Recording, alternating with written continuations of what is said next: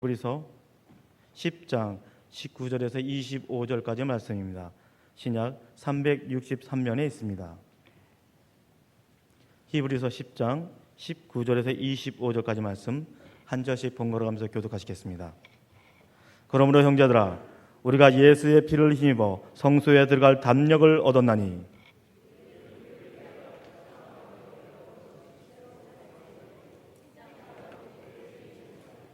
또 하나님의 집 다스리시는 큰 제사장이 계시매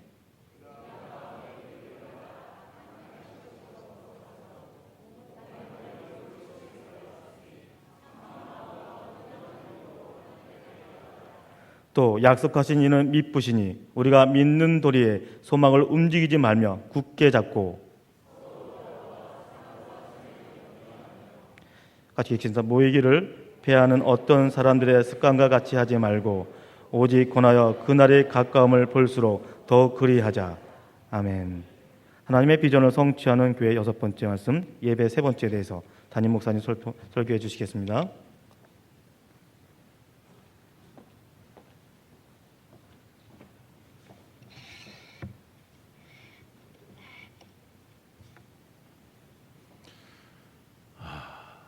어제 새벽에 오늘 참 기쁘셨죠? 8월 15일 광복절이 다가오는데 우리 한국 사람하고 좀 일본 사람들하고 경기하면 우리 한국이 꼭 이겨야 돼요. 그래서 아주 통쾌하게 이겼는데요. 어저께 배구는 진 것 같습니다. 일본 사람들이 좀 위로를 받았을 것 같아요. 자, 우리 옆에 사람들 인사하도록 하겠습니다. 우리 성도님은 하나님의 은혜를 크게 받은 분입니다. 한 번 더 인사하죠. 예배하는 성도님이 위대하십니다. 네. 지난주에 그 아담이 어떻게 하나님을 예배했는가에 대해서 생각했습니다. 아담은 어떤 예배의 형식과 절차를 가지고 하나님을 예배한 것이 아니었습니다. 그의 생활이 곧 예배였습니다. 하나님이 창조하신 모든 만물들을 관리하고 다스렸습니다. 이렇게 선지자적인 지능을 가지고 그 모든 것들의 이름을 짓고 또 왕적인 통치 의지를 가지고 그것들을 관리하고 다스렸습니다. 하나님 주신 모든 세계를 바라보며 하나님의 위대하신 지혜와 능력들을 보고 하나님께서 베풀어 주신 여러 가지 은총들을 보며 너무나 감사하지 아니할 수 없었습니다. 그래서 그는 제사장적인 영성을 가지고 하나님께 감사하고 하나님을 찬양했습니다. 생활이 예배가 된 것이었습니다. 그런데 하나님께서는 아담과 하와에게 또 하나의 소중한 예배를 가르치셨습니다. 그것은 안식일을 기억하여 그날을 거룩하게 지키라는 것입니다. 그러면 하나님이 또 복을 주시겠다라고 말씀합니다. 창세기 2장 1절에 3절 말씀 같이 보도록 하겠습니다. 창세기 2장 1절에 3절.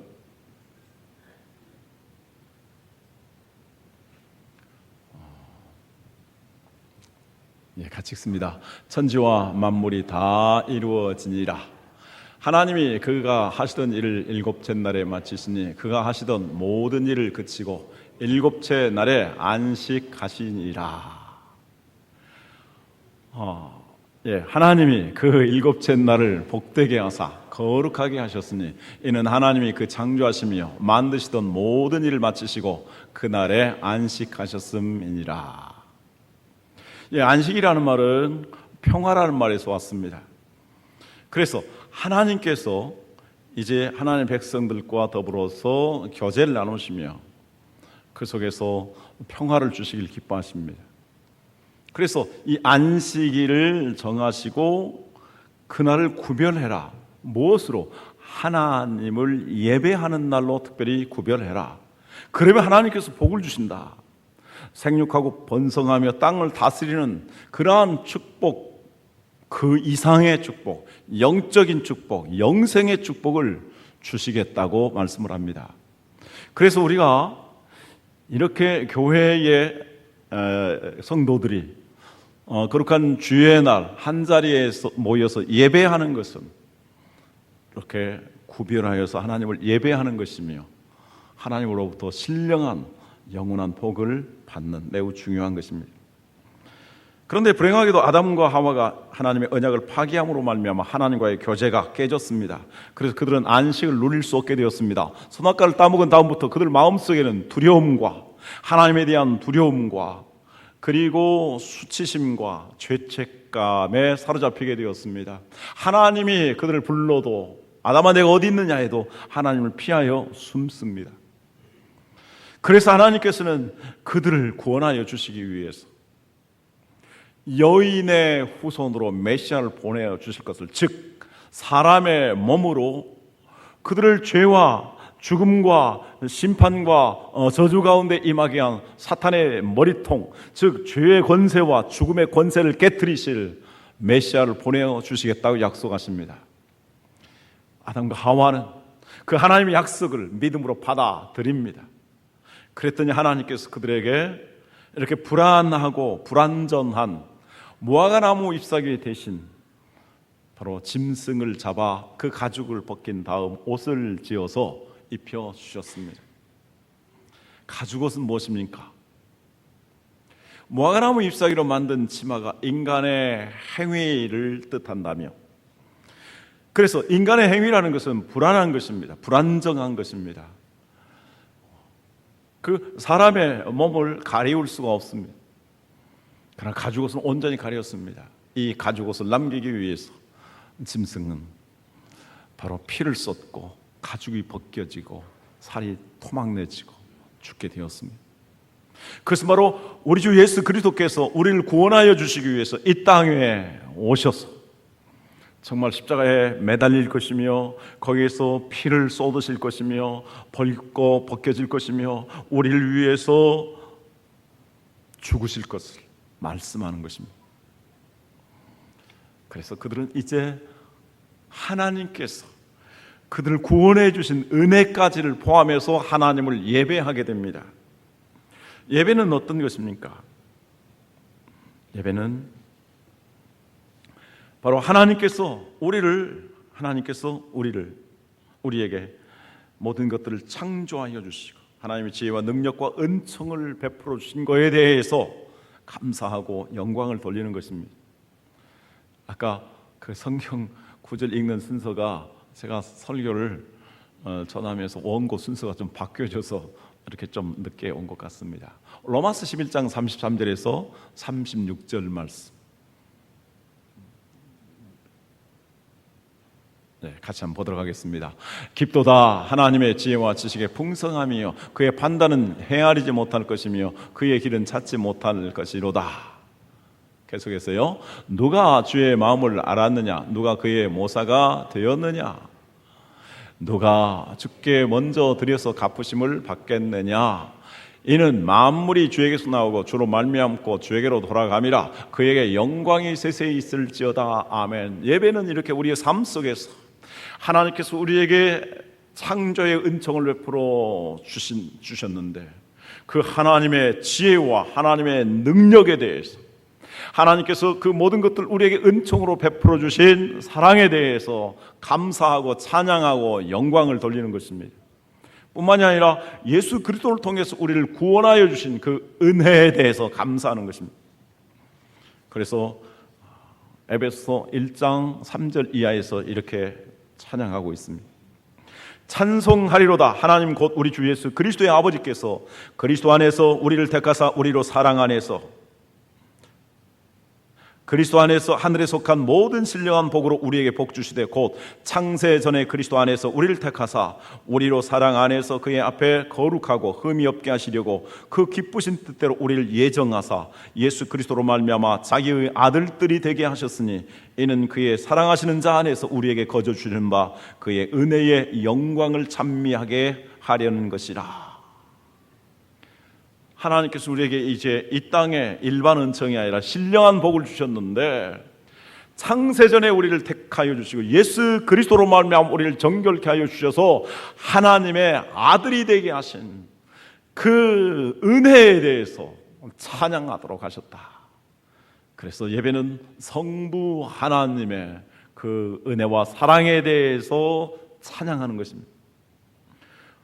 또 우리가 그리스도 안에서 그의 은혜의 풍성함을 따라 그의 피로 말미암아 구속 곧 죄사함을 받았으니 이는 그리스도 안에서 전부터 바라던 우리로 그의 영광의 찬송이 되게 하려 하심이라. 성자 예수 그리스도께 영광을 돌리는 것이 예배라고 말씀합니다. 예수님이 우리의 죄를 위해서 피를 다 쏟으셨습니다. 우리의 과거와 현재와 앞으로 지을 수 있는 죄까지 다 사하여 주셨습니다.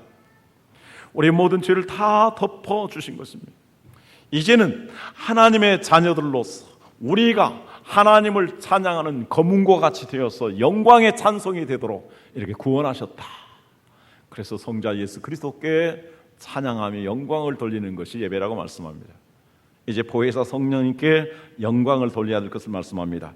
그 안에서 너희도 진리의 말씀 곧 너희의 구원의 복음을 듣고 그 안에서 또 믿어 약속의 성령으로 인치심을 받았으니 이는 우리의 기업의 보증이 되사 그 얻으신 것을 구속하시고 그의 영광을 찬미하게 하려 하심이라. 성령님께서 우리에게 말씀을 전해줄 때에 그것을 깨닫게 하시고 그것을 믿게 하여 주시고 그리고 우리가 성령으로 말미암아 인치심을 받아서 이제 기업 곧 천국에 들어간다라는 확신과 보증을 주셨다라고 말씀합니다. 이렇게 보혜사 성령님께서 우리에게 믿음을 주시고 구원의 확신을 주시고 영광스러운 하나님 나라의 소망 가운데 살도록 힘을 주시는 그 은혜에 대해서 찬양하는 것이다 라고 말합니다. 그래서 우리가 창조자 하나님께 그리고 우리를 예정하시고 선택하시고 또 예수 그리스도 안에서 자녀 삼으신 하나님께 우리의 죄를 위해서 피 흘려 죽으신 예수 그리스도께 우리에게 믿음과 소망을 주시는 보혜사 성령님께 찬양과 존귀와 영광과 감사와 능력을 돌리는 것이 예배이고 우리 안에 그러한 충만한 예배의 삶이 있기를 주님의 이름으로 축원합니다. 자, 그러면 하나님께서는 진정으로 예배하는 자를 찾으시는데 어떠한 사람이 이렇게 하나님을 예배할 수 있겠습니까? 바로 예수 그리스도의 보혈을 믿고 그 보혈의 은총으로 말미암아 죄 사함을 받은 사람들만이 하나님께 나와 진정으로 예배할 수 있습니다. 그것이 히브리서 10장 19절 말씀입니다. 같이 읽도록 하겠습니다. 그러므로 형제들아 우리가 예수의 피를 힘입어 성소에 들어갈 담력을 얻었나니. 성소에 들어갈 담력을 얻었다. 여기 성소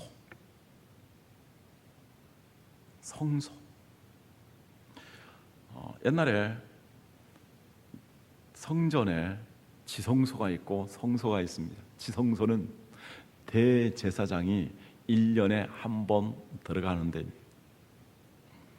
성소는 제사장이 들어가서 그 지성소에 계신 하나님 앞에 제사하는 것입니다. 나중에 우리에게 말씀하고 있습니다. 우리에게 큰 제사장이 있으니 대제사장이신 예수 그리스도, 예수 그리스도로 말미암아 이제 하나님의 그 은혜의 보좌 앞에 나가게 되었다라고 말씀합니다. 은혜의 보좌, 지성소를 가리킵니다.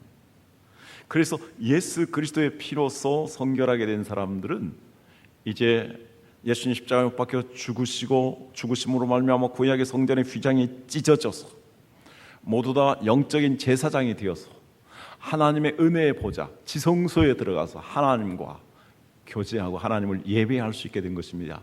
이게 얼마나 영광스러운 특권입니까? 이번에 올림픽 경기에서 하는 것을 보면서 여러 가지 많은 것들을 생각하게 됩니다. 그 중에서도 정말 메달과 상관없이 자기 자신의 하나님께 주신 능력을 최대한 발휘하며 또 조국의 명예를 위해서 스포츠 정신을 가지고 최선을 다하는 사람들의 모습이 참 아름답습니다. 국가 대표가 된 것도 정말 명예롭고 자랑스러운 것이죠. 그 경기에 임하게 된 것도 정말 자랑스러운 것이죠. 더더욱 시상대 위에 올라갔을 때 얼마나 자랑스러운 것이겠습니까? 우리 한국이 일본과 축구 경기에서 이겨서 동메달을 따게 되었는데 난 동메달이 그렇게 귀한 줄 몰랐습니다. 전 국민들이 좋아하는 것. 올림픽 경기에 참여할 수 있고 더더욱 상을 받는다면 얼마나 자랑스럽겠습니까? 그런데 그것이 하나님의 은혜의 보좌 앞에 나가는 거하고 비교할 수 있겠습니까? 하나님 나라에 들어가는 거하고 비교할 수 있겠습니까? 영원토록 하나님을 예배하며 하나님께서 주신 면류관을 받는 것과 비교할 수 있겠습니까? 그래서 우리 하나님을 예배할 수 있게 된 사람들은 위대한 사람들인 것입니다. 한번 따라서 하겠습니다. 하나님을 예배하는 자는 위대한 사람들입니다. 여러분 믿으십니까? 정말 우리는 하나님의 은혜의 보좌 앞에 나가서 하나님을 예배할 수 있는, 그래서 찬송도 그렇지 않습니까? 오늘 부르는 거, 보혈을 지나 하나님 품으로, 보혈을 지나 아버지 품으로. 그래서 예수 그리스도의 보혈을 의지하여서 은혜의 보좌 앞에 어떻게 담대히 나갈 수 있게 되었다라고 말씀합니다. 자, 이제 구원받은 하나님의 자녀들은 영적인 제사장이 되어서 누구나 다 하나님을 예배할 수 있게 되었습니다. 어떻게, 언제, 어디서나 성령의 인도하심과 그리고 진리를 따라 행함으로써 우리의 삶 전체를 하나님 앞에 예배할 수 있게 된 것입니다. 그러나 성경 우리에게 구원받은 하나님의 백성들이 이렇게 생활 속에서 하나님을 예배할 뿐만 아니라 교회의 공동체가 모여서 함께 예배하도록 하십니다.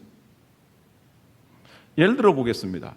하나님께서 구약 시대에 하나님을 예배할 수 있도록 몇몇 가르침과 제도를 주셨습니다. 십계명을 주셨습니다. 그리고 제사하는 제사법을 주셨습니다. 그리고 제사 제도를, 또 성전을 이렇게 만들어 주셨습니다. 10계명에서 1계명에서 3계명까지는 하나님을 사랑하고 경외하는, 예배하는 우리의 태도와 정신을 가리킵니다. 하나님 외에 다른 것을 인정하지 말고 우상을 만들거나 절하거나 섬기지 말라. 하나님의 이름을 망령되이 일컫지 말라. 이것은 하나님을 향하는 우리의 예배의 태도와 정신을 가리키는 말씀입니다. 그런데 4계명에서 안식일을 기억하여 아무도 일하지 말고 거룩하게 구별해서 하나님 안에서 안식하며 하나님을 예배할 수 있도록 공동체의 예배의 부르심을 말씀하고 있습니다. 그리고 5계명에서 10계명까지 내 부모를 공경하라에서부터 탐내지 말라라는 이 말씀 속에서는 우리가 생활 속에서 어떻게 하나님을 예배할 것인가를 가르쳐주고 있습니다. 그래서 하나님께서 주신 이 10계명도 우리가 하나님을 예배하는 것에 대해서 잘 가르쳐주고 계시는 것입니다. 제사 제도도 마찬가지입니다. 성전, 이스라엘의 모든 활동의 중심은 성전에 있었습니다. 그래서 언제나 이스라엘 백성들이 움직일 때에도 그 성막을 중심해서, 그리고 이동할 때에도 성막을 중심해서, 나중에는 예루살렘에 성전을 지어놓고 거기를 중심해서 생활하도록 했습니다. 많은 시편의 노래를 보면은 성전에 올라가는 노래가 있습니다. 이스라엘 백성들의 삶의 중심이 항상 성전에서 하나님을 제사 예배하는 것으로 되어 있습니다. 따라서 우리의 삶의 중심, 우리의 삶의 핵심은, 우리의 삶의 원동력은 예배가 되어야 하는 것입니다. 그리고 이 공동체 예배가 그런 의미에서 매우 중요합니다. 자, 초대교회, 예루살렘 교회의 모습을 보십시오. 사도행전 2장 42절, 그들이 사도의 가르침을 받아 서로 교제하고 떡을 떼며 오로지 기도하기를 힘쓰니라. 이것은 공적인 예배를 가리킵니다. 초대교회의 모든 성도들이 함께 모여서 사도의 가르침을 받습니다. 말씀의 메시지를 받는 것입니다. 그리고 그 말씀을 따라서 서로 교제하는 것, 그리고 떡을 떼며 성찬을 나눕니다. 그리고 기도하기에 힘을 씁니다. 이것이 초대 예루살렘 교회의 단순한 4가지의 예배의 내용입니다. 그런데 사도행전 2장 43절에 47절을 보면 사람마다 두려워하는데 사도들로 말미암아 기사와 표적이 많이 나타나니 믿는 사람이 다 함께 있어 모든 물건을 서로 통용하고 또 재산과 소유를 팔아 각 사람의 필요를 따라 나누어 주며 날마다 마음을 같이하여 성전에 모이기를 힘쓰고 집에서 떡을 떼며 기쁨과 순전한 마음으로 음식을 먹고 하나님을 찬미하며 또 온 백성에게 칭송을 받으니 주께서 구원받는 사람을 날마다 더하게 하시니라. 이것은 생활의 예배를 가리킵니다. 그들이 성전에 모여서 이렇게 전체가 모여서 5천 명이 넘는 사람들이 모여서 함께 하나님을 예배했을 뿐만이 아니라 집에서도 모이고 또 자기의 생활 속에서 이렇게 서로 나눠주며 베풀며 하나님을 찬양하는 삶을 살면서 생활 속에서 예배한 것입니다. 그래서 우리는 이 두 가지의 예배가 하나로 연결되어야 합니다. 성경은 우리에게 말씀합니다. 예배와 생활은 다른 것이 아니라 하나가 되어야 된다고 말씀합니다. 그래서 우리가 이 세상에 살면서 믿음과 소망과 사랑의 삶을 살아가는 것, 성령 안에서 진리 가운데 행하는 삶을 살아가는 것이 하나님을 예배합니다. 그래서 성경은 이런 말씀을 합니다. 종들아, 무슨 일을 하든지 주께 하듯 하라. 주님께 하듯 하라. 상전들아, 너희도 하늘에 상전이 계신 줄 알며 그 종들을, 옛날 표현이지요, 근로자들 잘 대하라, 이렇게 말씀합니다. 그래서 이 세상에서의 삶도 하나님께 예배하는 것입니다. 그래서 이 예배는 우리 그리스도인들의 삶의 원형이요 원동력이 되어야 됩니다. 가장 기본적인 것은 생활의 예배입니다. 하나님께서 베풀으신 은총과 하나님의 베풀으신 축복에 대해서 감사함으로 나가서 하나님을 찬양하고 하나님께 감사하고 영광 돌리는 것입니다. 그런데 우리 부족한 것이 있을 때, 우리 필요한 것이 있을 때, 우리가 해야 할 일이 있을 때 하나님께 회개함으로 정결함을 받고 하나님께 간구함으로 힘을 얻고 말씀으로 빛을 얻으며 말씀의 용기와 담력을 얻어서 그 말씀대로 생활하게 됩니다. 그래서 우리 공적인 예배는 생활로 나가는 방향으로 드려져야 하는 것입니다. 자, 오늘 성경 말씀 보면 바로 그것을 우리에게 가르쳐주고 있습니다. 우리가 어떻게 하나님을 예배해야 합니까? 자, 히브리서 10장 19절에서 22절 다 같이 한 번 더 읽습니다. 그러므로 형제들아, 우리가 예수의 피를 힘입어 성소에 들어갈 담력을 얻었나니 그 길은 우리를 위하여 휘장 가운데로 열어놓으신 새로운 산 길이요 휘장은 곧 그의 육체니라. 또 하나님의 집 다스리는 큰 제사장이 계심에 우리가 마음의 뿌림을 받아 약한 양심으로부터 벗어나고 몸은 맑은 물로 씻음을 받았으니 참 마음과 온전한 믿음으로 하나님께 나아가자. 이제 신약시대는 예수님 십자가에 못 박혀 죽으셔서 우리의 죄를 위한 속죄 제사를 마침으로 인하여서 휘장이 찢어지게 됩니다. 그래서 구약의 이러한 성전의 의미는 사라지게 됩니다.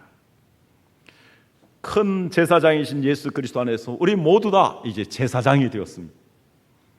그래서 누구든지 참 마음과 온전한 믿음을 가지고 언제 어디서 하나님을 찬양하고 하나님께 기도하고 하나님 말씀대로 살아가는 삶을 살아가게 되면 그 전체가 하나님을 예배하는 삶이 되는 것입니다. 얼마나 참 멋있고 귀한 삶입니까? 우리의 삶이 이렇게 예배가 되는 것입니다. 그래서 우리는 예배하는 것에 대해서 속박된 마음을 가져서는 안 됩니다. 이렇게 하나님을 예배하는 건 얼마나 축복된 일입니까? 하나님께 안식일을 우리에게 거룩하게 지키라고 말씀했습니다. 세상에 나가서 먹고 마시고 즐기려고 하는 사람들에게는 주일날 나와서 예배하는 것이 자유를 빼앗기는 것 같고 손해보는 것 같고 속박당하는 것 같고 행복을 잃어버리는 것 같지만, 만약 하나님께서 우리에게 일주일에 한 날 구별해서 안식할 수 있는 이 축복을 주시지 아니하였다면 세상 사람들도 너무너무 고통하게 될 것입니다. 1년 365일 계속 일한다고 생각해 보십시오. 그래서 일주일에 하루 쉴 수 있는 것, 하나님이 우리에게 주신 축복이요, 세상 사람들도, 하나님을 안 믿는 사람들조차도 그 하나님의 혜택을 받는 것입니다. 또한 우리는 이렇게 하루 모여서 하나님 앞에 영적으로 예배할 수 있는 권리를 가지고 있는 것입니다. 그래서 안식일을 특별히 정해서 교회의 공동체 예배를 하게 됩니다. 히브리서 10장 23절에서 25절 다 같이 읽도록 하겠습니다.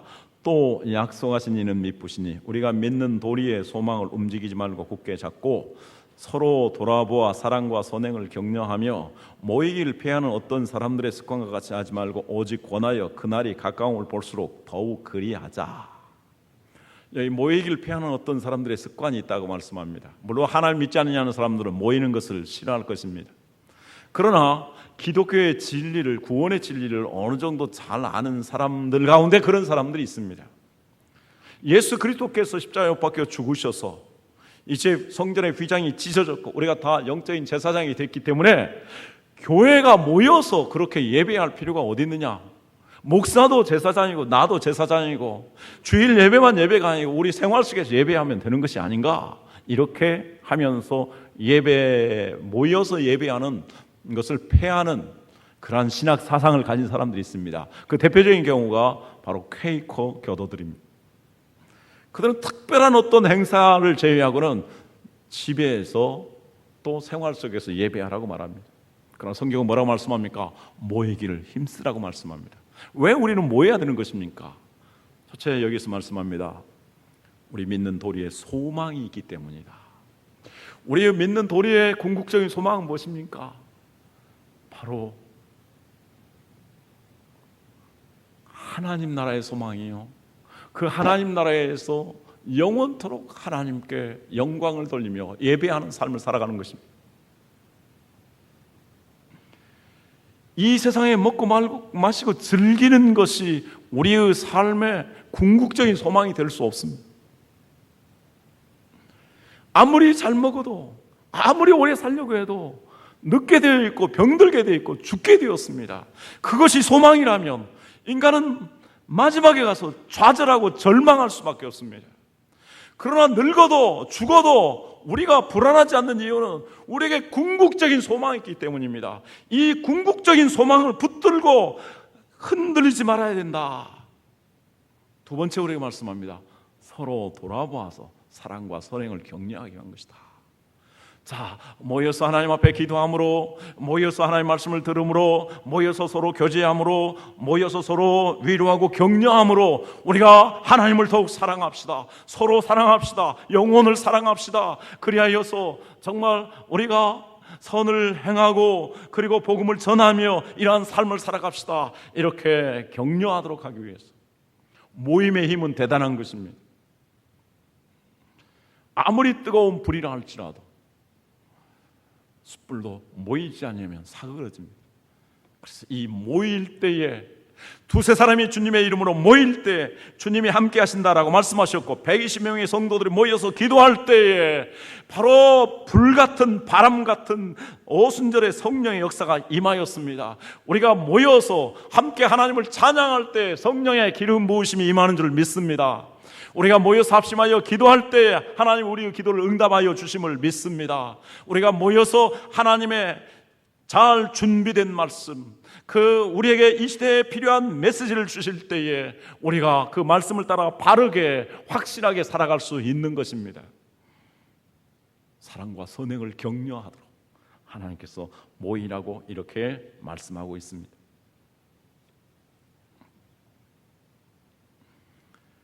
자, 그러면 교회 공동체로 모여서 하나님을 예배할 때 우리는 어떤 형식으로 드려야 할까요? 이렇게 반문하고 싶습니다. 예수님께서는 어떤 형식을 가지고 예배를 하셨는가? 저는 마태, 마가, 누가, 요한복음을 아무리 찾아도 예수님이 어떤 예배의 형식을 가지고 예배한 것을 찾아볼 수가 없습니다. 예수님은 걸어다니는 성전이셨고 예수님이 거하시는 곳은 다 성소였습니다. 거기에서 예수님은 치유 활동도 하시고 가르치시기도 하시고 전도도 하시고 제자들과 함께 생활하셨습니다. 이 모든 것들이 하나님을 예배하는 것이었습니다. 예루살렘 교회가 바로 그랬지 않습니까? 아까 읽었던 말씀처럼 예루살렘 교회의 예배는 아주 단순했습니다. 하나님의 말씀을 듣는 것과 그리고 교제하는 것과 기도하는 것과 성찬을 나누는 것입니다. 나중에 보면 하나님을 찬미했다고 합니다. 하나님을 찬송하는 이러한 일을 하게 되었습니다. 나중에 이제 교회들이 많이 세워지면서 어떤 예배에 정형된 그러한 형식이 없으므로 이러한 사도들이 예배에 어느 정도 형식을 갖추게 됩니다. 그것이 바로 고린도전서 14장 20절에 나오는 말씀입니다. 그런즉 형제들아 어찌할까 너희가 모일 때 각각 찬송시도 있으며 가르치는 말씀도 있으며 계시도 있으며 방언도 있으며 통역함도 있나니 모든 것을 덕을 세우기 위하여 하라. 이것은 예배의 순서를 말씀한 것이 아니라 이러한 것들이 있다. 특히 이제 방언에 대해서 설명을 하면서 이 이야기를 한 것입니다. 이것을 볼 때 예배의 공동체로 모여서 예배의 몇 가지의 형식들이 있는 것을 보게 됩니다. 그런데 아주 중요한 것은 고린도전서 14장 40절 말씀입니다. 이 모든 예배의 형식을 할 때 가장 중요한 두 가지 같이 읽도록 하겠습니다. 고린도전서 14장 40절 모든 것을 품위 있게 하고 질서 있게 하라. 모든 것을 어떻게 하라고요? 품위 있게 하라. 그 다음에 모든 것을 어떻게 하라고요? 질서 있게 하라. 여러분 예배의 표준 형식이 있을까요? 없습니다. 성경에서 그것을 가르쳐주지 않고 있습니다. 지금 장로교회에서 드리고 있는 대체적인 예배의 형태는 500년 전에 종교개혁자 칼빈이 너무나 그 예배의 형식이 어떤 일관성이 없기 때문에 혼란을 자초하게 되어서 하나의 모델을 만들어 놨습니다. 그게 예배 표준이라고 하는 것입니다. 지금 500년이 지나갔고 저도 세계 여러 교회들의 모습을 보고 예배에 참여해 봤습니다. 아주 다양합니다. 그러므로 여러분들에게 제가 말씀드리고 싶은 게 하나 있습니다. 어떤 예배의 형식을 가지고 고집해서는 안 됩니다. 예배의 다양성을 인정해야 합니다. 교단에 따라서 다르고 교회에 따라서 다르고 지역에 따라서 다르고 상황에 따라서 다르고 문화에 따라 다른 것입니다. 왜 그렇습니까? 하나님은 다양하신 분입니다. 또한 하나님은 풍성하신 분입니다. 그래서 우리의 예배가 다양성이 있고 우리 예배가 풍성한 공동체 예배가 되도록 해야 하는 것입니다. 가장 기본적인 예배에 몇 가지 요소가 있습니다. 하나님 앞에 올려드린 예배가 있고 그리고 나누는 예배가 있고 하나님으로부터 받는 예배가 있습니다. 하나님께 올려드리는 것은 무엇입니까? 바로 찬양하는 것입니다. 하나님께서 우리에게 베푸신 은혜에 대해서 찬양합니다. 중요한 것은 찬양을 할 때 찬양의 어떤 형식이 아닙니다. 찬양하는 내용입니다. 성가대에 찬양을 하느냐 안 하느냐 그게 중요하지 않습니다. 성가대의 위치가 성가대석에 있느냐 앞에서 하느냐 그것도 중요하지 않습니다. 예배 찬양할 때 꼭 조용히 앉아서 찬송가에 기록된 찬송만 해야 되는가? 그것도 아닙니다. 여러분 성경을 보십시오. 성전에 올라가면서 성전에서 이스라엘 백성들이 찬양을 한 거 보면 북을 치면서 찬양했습니다. 춤을 추면서 찬양했습니다. 소리를 지르면서 찬양했습니다. 큰 함성을 지르면서 찬양했습니다. 왜 그렇습니까? 하나님이 위대하시고 하나님이 광대하시고 풍성하신 분이시기 때문입니다. 그래서 시와 찬미와 신령한 노래들로 이렇게 다양하게 풍성하게 찬양할 것을 말씀합니다. 성가대 찬양 좋습니다. 이렇게 경배와 찬양하는 거 좋습니다. 복음 찬양하는 거 좋습니다. 독창하면서 특송하는 거 좋습니다. 그래서 우리 교회 찬양도 다양한 찬양을 통해서 다양하게 주시는 은혜를 따라서 풍성한 찬양으로 하나님의 풍성함을 드러내고자 하는 것입니다. 할렐루야.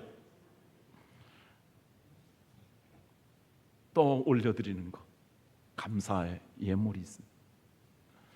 그래서 우리가 정말 준비하여서 하나님 앞에 감사해야 합니다. 성경 우리에게 말씀합니다. 힘을 다하여 감사하라.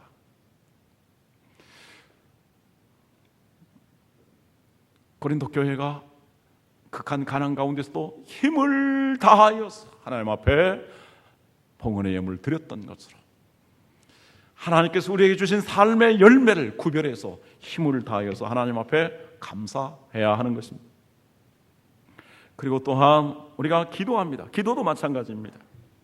저는 아주 보수적인 교회에 자라서 제가 교회 생활하는 동안에 시골에서 자라면서 철야 기도를 한 번 한 적이 없습니다. 그리고 교회 예배 시간에 통성 기도를 한 번 한 적이 없습니다. 기도는 늘 골방에 들어가서 문 잠그고 기도해야 된다라는 이야기를 들었습니다. 성경이 그렇게 기도하라고만 말씀합니까? 성경은 부르짖으며 기도하라고 말씀합니다. 함께 모여서 기도하라고 말씀합니다. 부르짖어 함께 기도할 때 막 땅이 진동하는 역사가 있었다라고 말씀합니다. 그래서 우리 교회 생활하면서도 주일에 대표 기도가 있습니다. 참여의 기도가 있습니다. 결단의 기도가 있습니다. 수요의 중보 기도가 있습니다. 그리고 합심하여 기도회가 있습니다. 새벽에 기도회가 있습니다. 이런 다양하고 풍성한 기도를 통해서 하나님께서 우리 개인에게, 그리고 우리 믿음의 형제들에게, 그리고 하나님 나라를 위해서, 하나님 교회를 위해서, 이 나라를 위해서 우리가 기도하여서 하나님의 능력을 받고 하나님의 보좌를 움직이는 역사를 이끌어 가야 할 것입니다. 성경 우리에게 말씀합니다. 입을 크게 열라. 내가 크고 비밀한 것을 너에게 보일 것이며 내가 알지 못하는 위대한 일을 이루어 가실 것이라고 말씀합니다. 입을 크게 열어서 하나님의 비전을 구하고 그 하나님의 비전을 이루어 나가는 정말 하나님의 큰 믿음의 사람들이 되기를 주님의 이름으로 축원합니다. 또 우리가 하나님께 나누는 게 있습니다. 우리가 예배하며 나누는 게 있으면 교제하는 것. 여기 교제라는 말이 코이노니아로 되어 있는데 헌금도 코이노니아라고 되어 있고 협력하는 것도, 봉사하는 것도 코이노니아라고 말하고 있습니다. 우리가 이제 예배를 위해서, 교회를 위해서 직분을 따라서 봉사하는 것, 이 교제하는 것입니다. 또 식사를 나누고 교제하는 것, 이것도 교제하는 것입니다. 헌금을 드려서 그 헌금을 사용하는 것도 교제하는 것입니다. 지난번 맥주 강사 헌금 한 거에 대해서 거의 전부를 이제 장학하는 일을 위해서, 선교하는 일을 위해서 쓰기로 정했습니다. 그래서 다음 주에 이렇게 전해드릴 것입니다. 얼마나 아름다운 일입니까? 그런 풍성한 교제와 협력이 이루어져야 합니다. 그리고 하나님으로부터 받는 게 있습니다. 우리는 기도하여서 예수 그리스도의 보혈의 능력으로 회개하여 정결함을 받습니다. 기도하여서 우리가 필요한 것을 공급받습니다. 기도하여서 성령의 능력을 받습니다. 이렇게 우리가 하나님 앞에 받는 것입니다. 그리고 또 말씀을 통해서 우리가 받습니다. 하나님이 나에게, 오늘 우리에게, 우리 교회에게 이 시대에 주시는 말씀으로 받아서 그 말씀대로 살아갈 때 이제 우리의 삶에 말씀은 빛이 되고 말씀의 힘이 되고 말씀으로 인하여서 우리가 승리하고 사명을 감당하는 삶을 살게 됩니다. 우리는 TV를 통해서 유명한 설교자들의 메시지를 들을 수 있습니다. 그러나 그 메시지는 오늘 나에게, 우리 교회에서, 우리 교회의 처한 상황과 비전에 꼭 필요한 말씀이 아닐 수 있습니다. 그래서 오늘 지역마다 하나님께서 교회 공동체를 이루게 하시고 그 공동체에 나가야 될 방향과 비전을 위해서, 사명을 위해서 주의 종들을 통해서 말씀하도록 하는 것입니다. 그러나 그 말씀이 목사의 설교로만 그쳐서는 안 됩니다. 그래서 성전에 모일 뿐만이 아니라 집에서 모였다고 했습니다. 우리 목장 모임을 통해서 우리가 말씀을 나누게 됩니다. 목자들과 모든 목장원들이 함께 그 말씀을 나눔으로 인하여서 그 말씀이 교제가 되고 말씀이 양식이 되고 말씀이 힘이 될 수 있는 것입니다. 이렇게 했을 때 우리의 삶이 예배가 되는 것이고 우리가 건강한 삶이 되는 것이고 하나님의 교회가 풍성하게 되어지는 것입니다. 자, 말씀을 맺습니다. 우리가 이렇게 하나님을 예배하는 삶을 살고 공동체 예배를 충실히 드리고 그 공동체 삶을 통해서 우리의 삶이 또 힘을 얻어서 예배하는 방향으로 나갈 때 우리의 삶 전체는 늘 예배하는 삶이 됩니다. 마치 피스톤처럼 하나님으로부터 받은 힘으로 나가 살고 또 받은 은혜로 다시 와서 또 재충전하고 또 다시 나가고 또 다시 들어오고 하는 원동력이 예배를 통해서 이루어지게 됩니다. 이렇게 우리가 하나님 예배할 때 하나님께서는 영광을 받으십니다. 시편 50편 23절 같이 읽습니다. 감사로 제사를 드리는 자가 나를 영화롭게 하나니 그의 행위를 옳게 하는 자에게 내가 하나님의 구원을 보이리라. 하나님께 감사하고 그 말씀을 따라 살아가는 사람들 하나님께서 그 통해서 영광을 받으시고 기뻐하신다고 말씀합니다. 그 다음에 우리 그리스도인들이 정결하게 됩니다.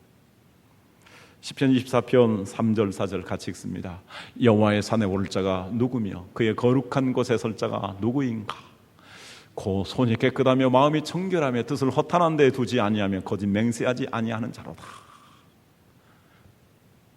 그래서 이렇게 정결하게 된 사람들에게는 시온의 대로가 열린다라고 말씀합니다. 삶이 형통하게 됩니다.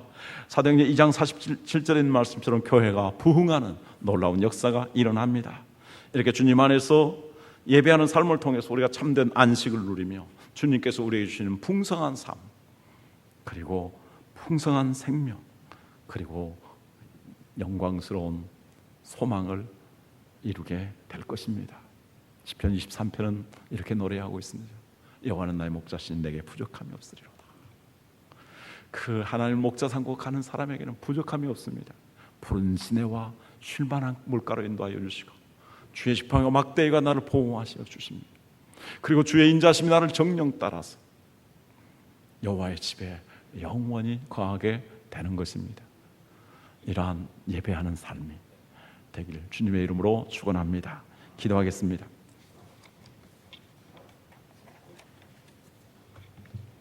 오늘 말씀 생각하면서 같이 기도하도록 하겠습니다.